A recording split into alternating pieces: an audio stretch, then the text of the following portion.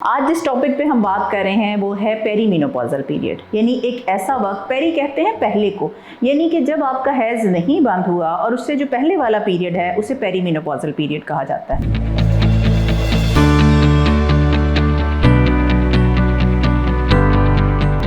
मेरा नाम डॉक्टर नगीना राशिद है और मैं पिछले 20 साल से शोबे गायनी ऑप से मुंसलिक हूँ और गायनी के हाई रिस्क केसेस को डील करती हूँ। आज जिस टॉपिक पे हम बात कर रहे हैं वो है पेरीमेनोपॉजल पीरियड, यानी एक ऐसा वक्त, पेरी कहते हैं पहले को, यानी कि जब आपका हैज नहीं बंद हुआ और उससे जो पहले वाला पीरियड है उसे पेरीमेनोपॉजल पीरियड कहा जाता है। ये कोई 5-7 साल पे मुहित होता है। अब इसमें चेंज क्यों आता है आपकी बॉडी में? क्योंकि जो ओवरी है, जो अंडेदानी है, जैसे प्यूबर्टी को पहुंचते हुए, बलूगत को पहुंचते हुए उसके हार्मोन्स बढ़ते हैं, इसी तरह से जब रिप्रोडक्शन का एज का टाइम कम हो रहा होता है, ख़त्म हो रहा होता है, तो वहाँ पे ये डिक्लाइन में जाते हैं जिसमें कि सारे हार्मोन्स कम होना शुरू हो जाते हैं। और वो जब हार्मोन्स की कमी होती है तो वो सर से पांव तक आपके जिस्म के सारे सिस्टम्स को अफेक्ट करती है। दूसरा जो सबसे बड़ा प्रॉब्लम होता है वो ये है कि इस ड्यूरेशन में चूँकि फीमेल सेल्फ निगलेक्ट का शिकार होती हैं, 40 के बाद वो समझती हैं कि उनको टेक केयर की ज़रूरत ही नहीं है, तो अपने सारे सिम्टम्स को बेयर किए जाती हैं। आज मैं आपको वो सारे सिम्टम्स बताऊंगी जो कि पेरीमेनोपॉजल एज में होते हैं और उसके लिए आप क्या क्या कर सकते हैं। पहला ये कि इसमें जो सबसे बड़ा पीरियड प्रॉब्लम आता है वो है इर्रेगुलर ब्लीडिंग। आपको 2-2 माह पीरियड्स नहीं आते, कभी आपको 15 दिन के बाद पीरियड्स आ जाते हैं, तो इस इर्रेगुलर वजाइनल ब्लीडिंग को हम सॉर्ट आउट करते हैं।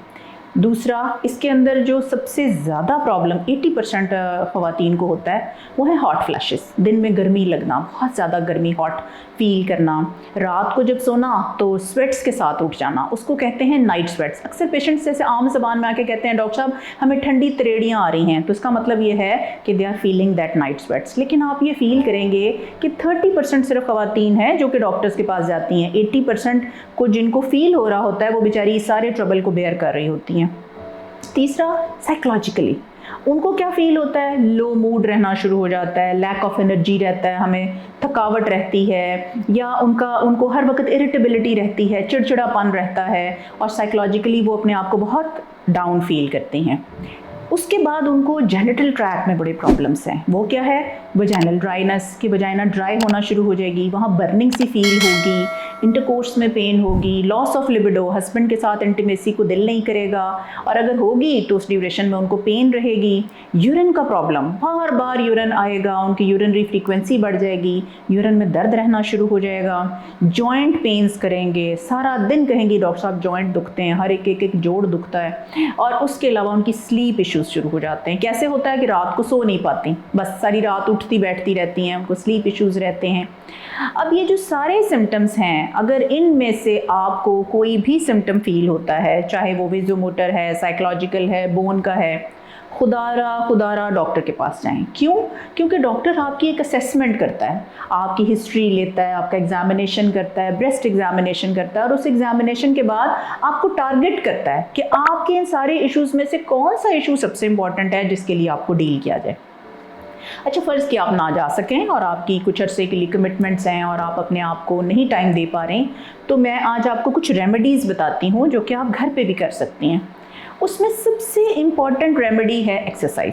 अच्छा, वैसे तो एक्सरसाइज सारे ही लोगों के लिए बहुत ज़रूरी है, हर एज ग्रुप में बहुत ज़रूरी है, लेकिन इस एज के लिए इसलिए ज़रूरी है क्योंकि आपकी बोन डिक्लाइन हो रही है, आपके ऑस्टियोपोरोसिस का एलिमेंट चल रहा है। जब आप योगा करेंगे, मेडिटेशन करेंगे, वॉक करेंगे, तो आपकी ओवरी की ब्लड सप्लाई भी बढ़ेगी और आपकी पूरी बॉडी की ब्लड सप्लाई भी बढ़ेगी। दूसरा, जो सेरोटोनिन के रिसेप्टर्स हैं वो आपके स्टिमुलेट हो जाएंगे, जिसकी वजह से आपके हैप्पी हार्मोन्स रिलीज़ होंगे और आपका मूड बेहतर रहेगा। इसी वॉक और इसी एक्सरसाइज की वजह से जो आपको बहुत गर्मी या ठंड फील होती है, रात को उठ जाती हैं, ये आपका बेहतर हो जाएगा। दूसरा जो इसमें सबसे बड़ा रोल प्ले करता है वो है डाइट। आपने कार्बोहाइड्रेट को, शुगर को कम कर देना, प्रोटीन्स को बढ़ा देना है। अच्छा, आम ना उसमें सीड्स मिलते हैं जो पुराने लोग बड़े शौक से खाते थे, जिसमें तुलसी के बीज हैं, बाकी बीज हैं। आप सीड्स का यूज़ करें, प्रोटीन्स का यूज़ करें, कैल्शियम में दूध का यूज़ करें, दही का यूज़ करें, दूध की बनी हुई चीज़ों का यूज़ करें। अच्छा, कॉड लिवर ऑयल मिलता है, वो यूज़ करें। उसके अलावा विटामिन ई, ये बहुत ज़रूरी है आपके लिए, ये ज़रूर लें। अच्छे से जब आप विटामिन्स लेंगे और अपनी डाइट को अच्छा रखेंगे, फ़िश का इंटेक रखेंगे, तो ये सारे जो आपके सिम्टम्स हैं ये आपके डिले होते जाएंगे। तीसरा, स्लीप। स्लीप को बेहतर करने के लिए भी वर्क किया जा सकता है। कैसे कि हम आपको सिर्फ कोई हार्मोन नहीं देते, हम आपको नॉन हार्मोनल में एक टैबलेट होती है मेलाटोनिन के नाम से, वो ऐड कर देते हैं, आपकी स्लीप बेहतर होना शुरू हो जाती है।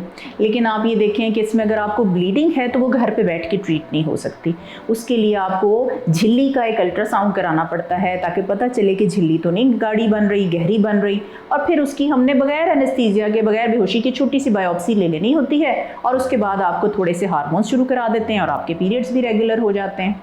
और वैसे तो हमारे सोसाइटी में नहीं पी जाती, लेकिन अगर सिगरेट और अल्कोहल का यूज़ हो तो काइंडली उसको भी कम कर दीजिए।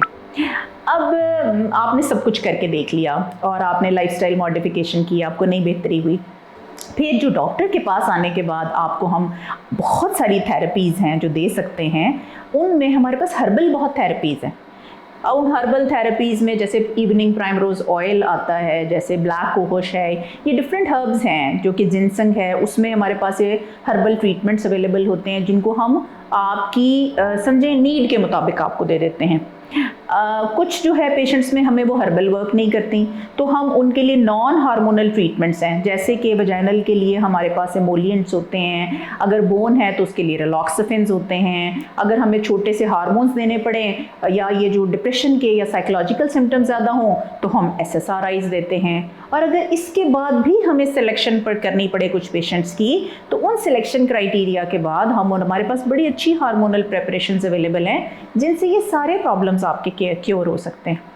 तो मेरा जो वीडियो बनाने का मकसद था, मैंने यानी कि बहुत सारी बड़ी सारी कंप्लेंट्स को छोटी सी वीडियो में बंद किया, वो ये था कि हम किसी भी एज के हिस्से में अपने आप को निगलेक्ट ना करें। हम मेनोपॉज को, हैज़ को बंद होने से रोक नहीं सकते, डिले कर सकते हैं, बेहतर कर सकते हैं, क्वालिटी ऑफ लाइफ को बेहतर कर सकते हैं। तो टेक होम मैसेज ये है, take care of yourself at every stage of your life. फिर भी आप इसके बारे में मेरी सारी वीडियो के बावजूद अगर आपको कोई भी मुझसे मिलना हो, मुझसे कोई बात पूछनी हो, रब्ता करना हो, तो लिंक पे क्लिक कीजिएगा या मरहम के प्लेटफॉर्म से इकरा मेडिकल कॉम्प्लेक्स या फिर फारूक हॉस्पिटल की अपॉइंटमेंट लीजिएगा। Thank you so much.